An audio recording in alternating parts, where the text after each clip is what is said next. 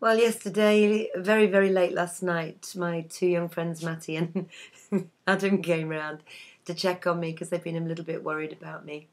Um, I can understand why some of you think that when I'm distraught and devastated, that I'm losing the plot. I really can, but I'm really not. I think we as um, a community are not comfortable with pain and distress in general.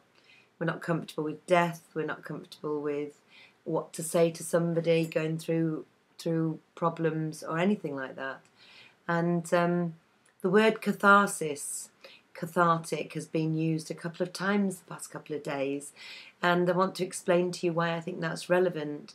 I went back in my 30s to study psychology, and so I know a little bit about catharsis, and it's used in some psychological terms to explain the fact that if you don't suffer real, genuine emotion at memories that you are bringing up, at memories, at experiences that have happened to you or are happening to you, then you do not gain the benefit. You do not recover. You do not get stronger. You do not face life's problems. And people who drink and do drugs and who withdraw instead of discussing things, people who run away constantly and who can't talk things through, who get angry, they are all not facing their problems. They're not building their character. They're not giving themselves chance to become better people, become stronger at coping, become more positive and more present in the moment, perhaps. And the more I do these diaries, the more I realise that the pain that I'm suffering, as well as the pleasure, as well as like laughing, giggling away last night with the spoof Froglet Diary, it's all relevant. The laughter, the giggling, it releases the endorphins. It makes you feel good. It makes you feel better. Smiling does that, and there's all sorts of feel-good factors there.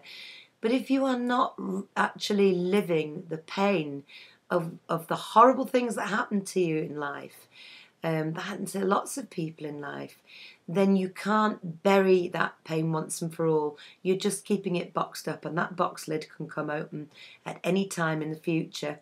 And I think that's what's I'm learning, is that this pain, this distress, it's not going to go away. I need to cry it out. I need to work it out. I need to think positively. But when it happens, I need to accept it's there for a reason. Pain doesn't happen and it's there to show you there's something wrong. So when you see me crying and upset, it's not to gain sympathy. It's not to be a victim. It's because it hurts. I'm hurting. I'm devastated. And my mind is going through all these horrible feelings and things. But I do believe, I have to believe, that at the end of this, I will be better, I will be happier, I will be stronger and more able to cope. And I will find somebody, because I will attract them to me, because I will be fine in the future. But right now the journey is up and down, and that is the way it is, and I have to accept that. So, try not to judge just by the misery. Try and judge that it's a balance between the misery and the happiness. And we've all got to find our own way out of this to a better place. I hope I do.